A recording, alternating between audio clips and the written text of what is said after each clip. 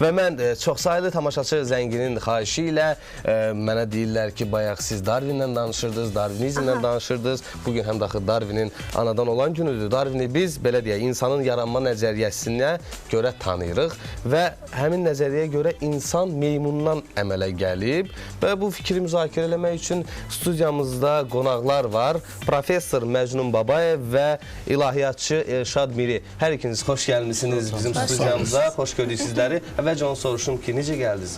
Tıxaca düşməmisiniz? Evdən bir qədər tez çıxmışıq ehtiyatla. Ona görə tıxaca düşməmişik. Məndə də çox rahat. Çox gözəl, amma suallarımıza keçməzdən əvvəl Lalə üzr istəyirəm.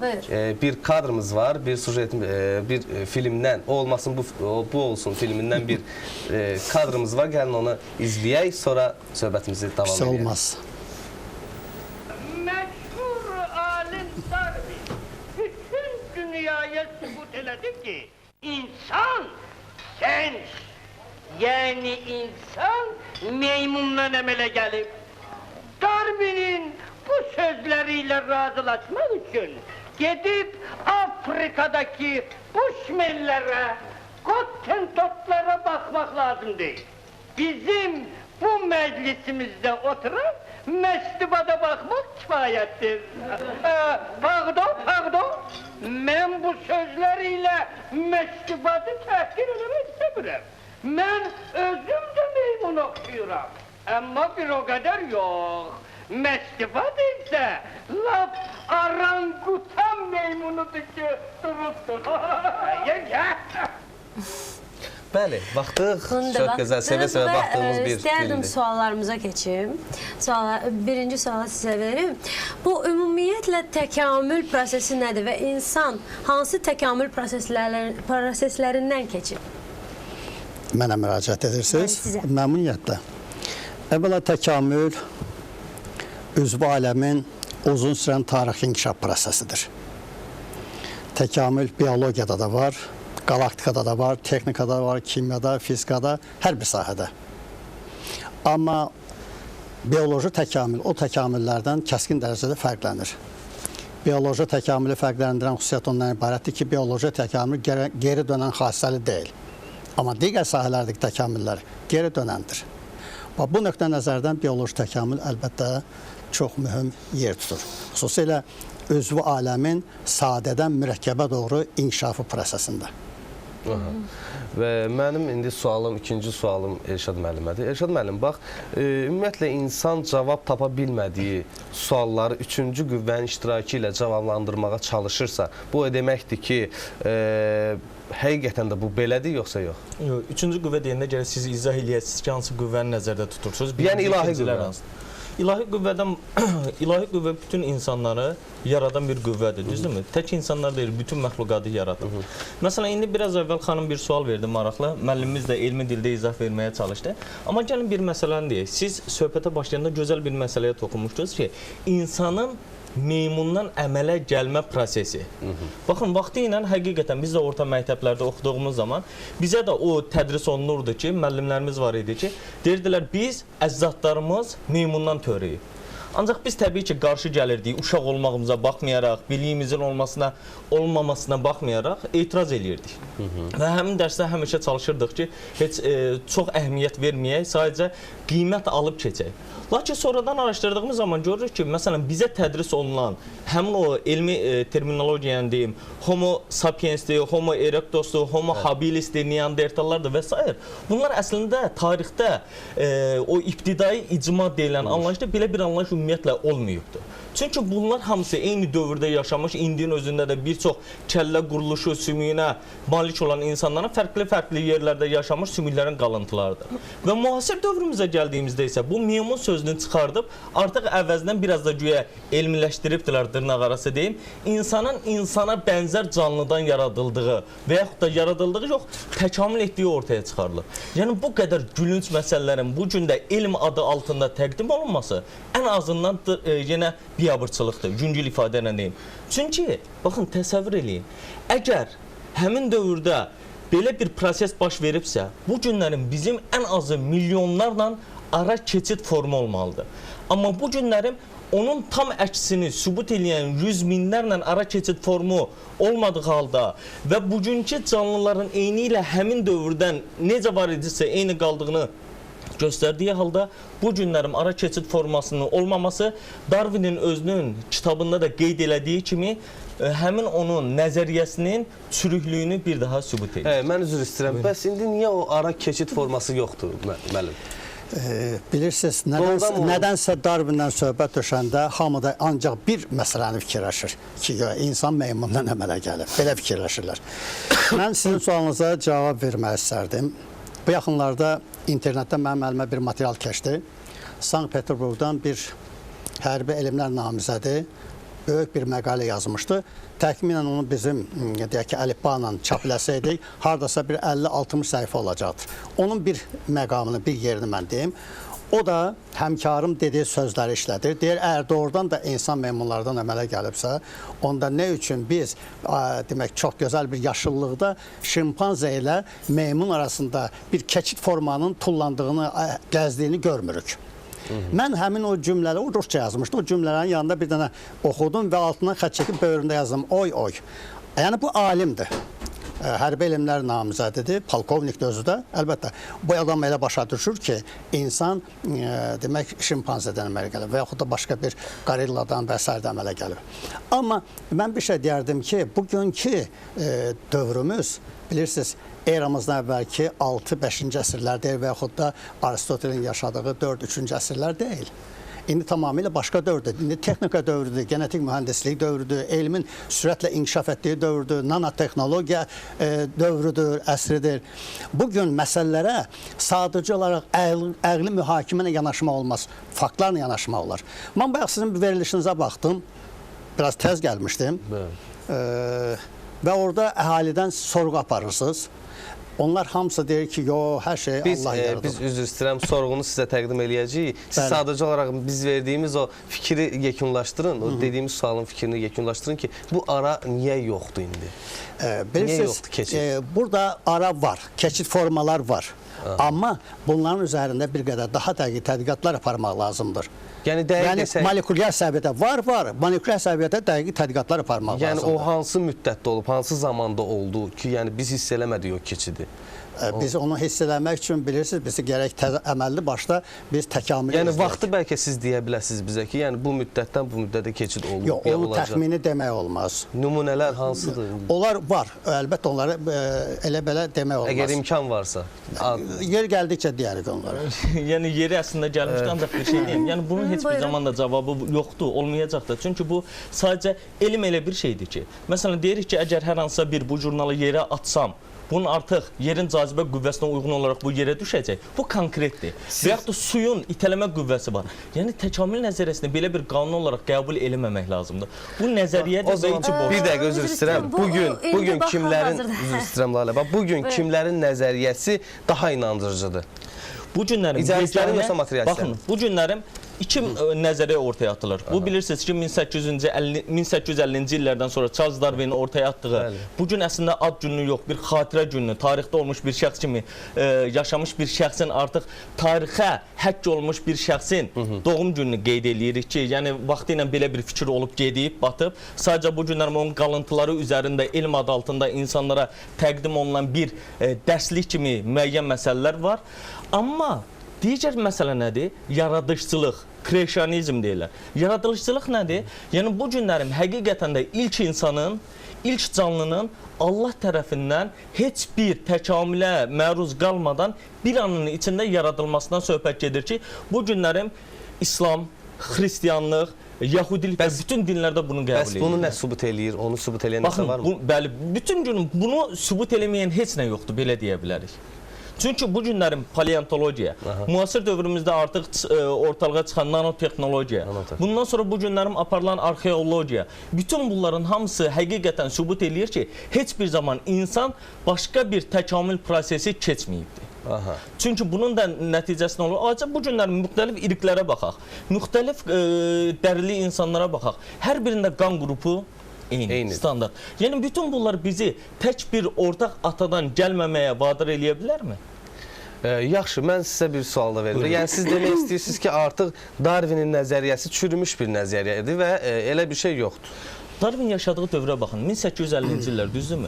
1850-ci illərin ortaya qoyduğu elmlə, texnologiya ilə bu günlərə müasir kosmosa peyk göndərən bir Azərbaycan və yaxud da ki, başqa müasir ölkələrin ortaya qoyduqları texnika necə eyni ola bilər? Necə ondakı həmin o mikroorqanizmalara baxmaq daha fərqli olduğu halda bu günlərin baxdığımızda daha fərqli şeylər görə bilirik? Həmin dövrdə atomun bölünməz bir parça olduğu heç bilinmədiyi halda bu günlərin atom artıq bölünərək tərkibindəki nüvədir, protondur, kuarklardır. Onların belə bölünməsini biz gördüyümüz halda onun dediklərini necə əsaslandıra bilərik?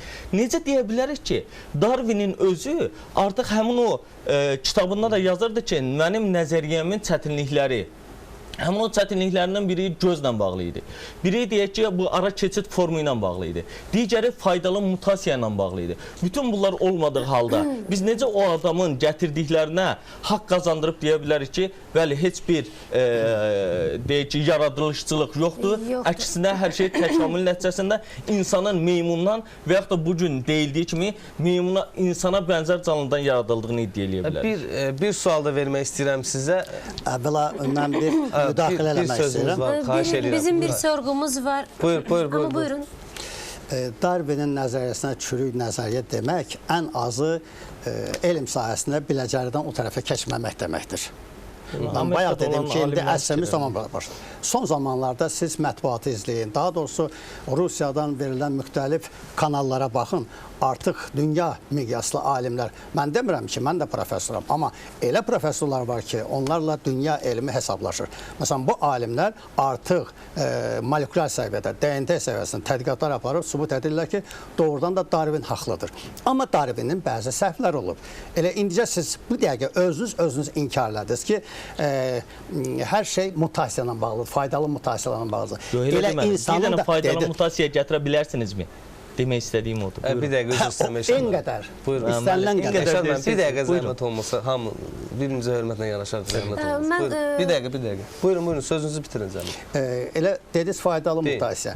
Bütün bu dəqiqə, deyək ki, insanlar tərəfindən yaradılan müxtəlif bitki sortları, heyvan cinsləri məyər faydalı mutasiyalar nəticəsi deyilmi? Xeyr. Onlar mövcud olan canlıdan sadəcə klonlanma və yaxud da calaq vurmaq nəticəsi ortaya atılan bir şeydir. Yəni yeni bir tək bir hüceyrəli canlı olan dəniz ulduzları və s. kimi bir dənə hüceyrə dünyanın ən inkişaf eləmiş ölkələri belə tək hüceyrəli bir canlı meydana gətirə bilmədikləri halda biz hansı mövcud olan canlılardan hər hansısa bir klonlama ilə, calaq vurmaqla, deyək ki, kopyalamaqla bir şey əldə ediriksə, bu heç bir zaman faydalı mutasiya misal deyil. Özür istəyirəm. O calaq üsulu hələ vaxtı ilə inqilabdan əvvəlki dövrlərdə Miçorn üsulları idi. Təbii ki. Amma söhbət calaqdan getmir, faydalı mutasiyadan. Yəni genetik səviyyədə orqanizmin genotipində baş verən dəyişənliklərdən söhbət gedir. Mənim baxın, acı o stəkanı biz bir yerə vursaq, dağıtsaq, orada faydalı bir hər hansısa, deyək ki, oradan daha gözəl gül şəklinə bir canlı nəsə meydana gələcək. Mutasiya bu da əslində ki, ondan darmadağın olub, daha məhv edici bir şey meydana gəlir. Bizim bir sorğumuz var və biz yenə də qayıdacağıq və müzakirə edəcəyik bu mövzunu. Amma bir sorğuya baxaq sonra. Darwinizm nəzəriyyəsinə inanırsınız? Darwinizm? Elə şey olmuyor, bu hamısı yalandır. Mən inanmıram. Xeyr, inanmıram. Sovet vaxtında biz o vaxt oxuyanda məktəbdə Darwinin keçirdiyi, öyrənirdik, onda inanmışdıq. Ancaq indi inanmırıq. Görürük ki, hamısı əksdir, o zat tərsinədir, yəni inanılası deyil. Sənur xanım, Darwinizm nəzəriyyəsinə inanırsınızmı? Yox, inanmıram. O ateizmdir də, Allaha qarşı çıxmaqdır. İnsan Allah yaradır, biz torpaqdan yaranmışıq, torpağa da gedəcəyik. Mən ona inanmıram, xeyr. Yox. Sizə onun əsasları necədir ki, nəyə görə inanmırsınız? Mənə görə onun bir əsası yoxdur. Yox, bütün varlıqları, bütün yer üzündə, bəşəriyyətdə olan bütün canlı, cansız nə varsa ancaq Allah yaradıb. İnanmıram. Bəli, sorğumuza davam edirik. Zəhmət olmasa, insanlar Darwinizm nəzəriyyəsinə qarşıdırlar. Yəni biz onların gördük fikirlərini. Yaxşı, insan əgər meymundan əmələ gəlməyibsə, nədən əmələ gəlib və belə deyək də ilahi bir qüvvə yaradıbsa onu necə yaradıb?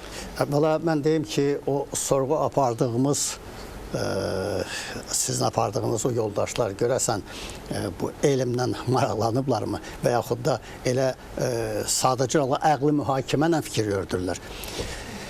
Bilirsiniz, bu söhbət elə bir mürəkkəb söhbətdir ki, buna bir saat yox, bəlkə də günlərlə vaxt lazımdır və bəlkə də çoxlarını inandırmaq çətin olar. Bəziləri isə başa düşə bilər. Əvvəla bu Darvinizm deyil, təkamül təlimidir. Bu Darvinizm sözünün meydana gəlməsi 1859-cu ildə alim Oelles olub, onun tərəfindən ortaya atılıb. Əslində təkamül təlimi 1762-ci ildə elmə gəlib. Eyni adda növlərin mənşəyi əsərini 59-cu ildə 1859 Darwin də yazıb, Oelles yazıb. Amma Oelles'in əsəri o Linne cəmiyyəti olub tərəfdən, Linne cəmiyyət tərəfindən demək qəbul edilməyib, Darwin əsəri qəbul edilib.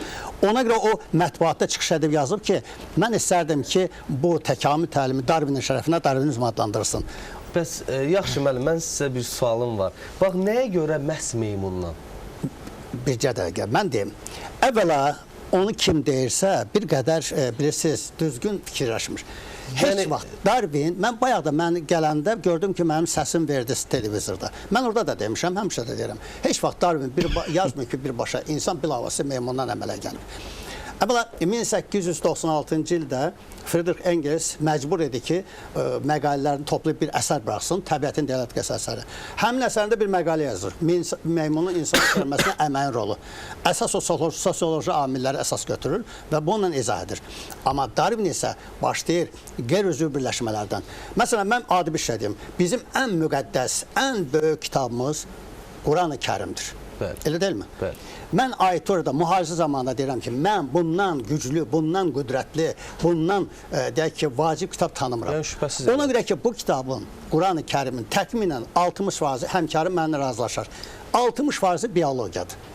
Məsələn, orada bütün elmlər var. Orada bütün elmlər var. Təxminən 60% tövhiddir desək daha yaxşı olar. Mən deməzdim. Mən deyirəm ki, 60%-ə qədər biologiyadır. Quranı tərcümə edən Allah rəhmət eləsin Ziya Bünyadov, biri isə akademik Vasif Məmmədəliyev, mənim ən çox yaxın dostum və bizim mənimlə bərabər universitetdə işləyən akademik. Onlar da tərcümə edir.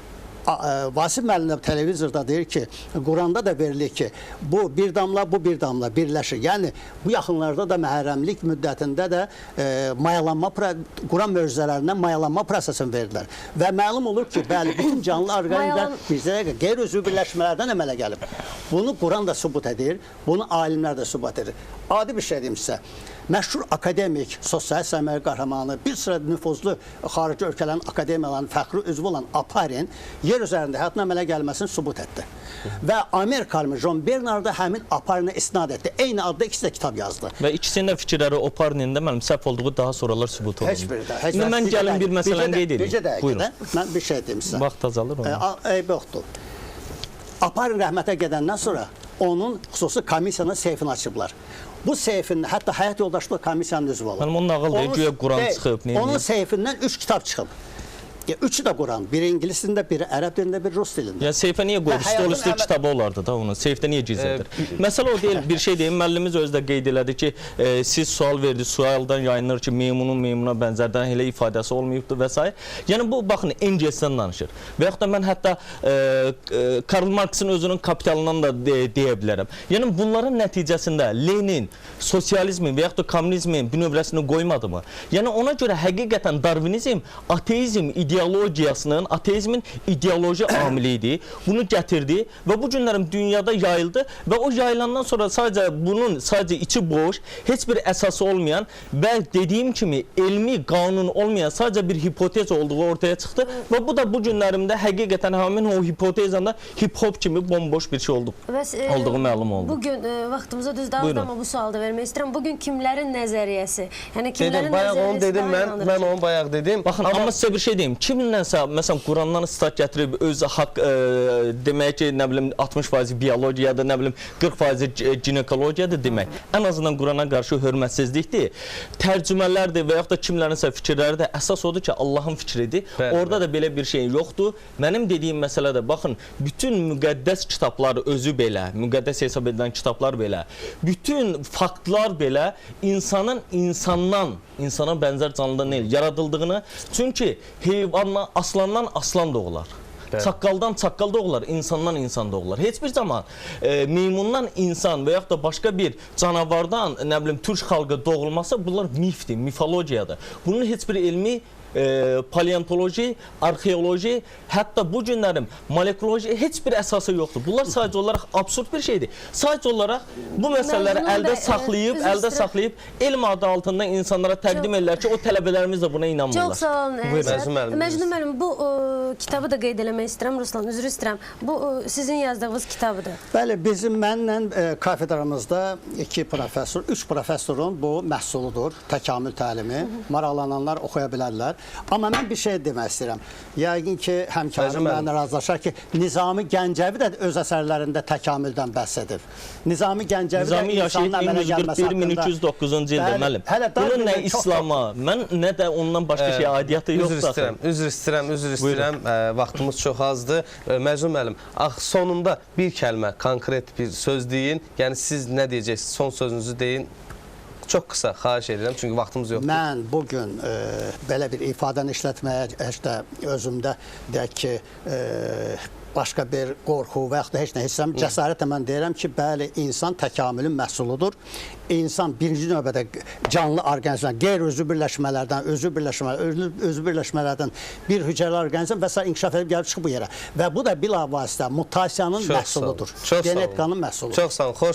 Xoş oldu ki, gəldiniz bura. Hörmətli tamaşaçılar, bugünkü görüşümüz də burada sona çatdı. Sabah görüşmə ümidi ilə sağ olun, salamat qalın. Sağ olun. Rusiyada təhsil almış və orada uzun illər çalışmış həkim-ginekolog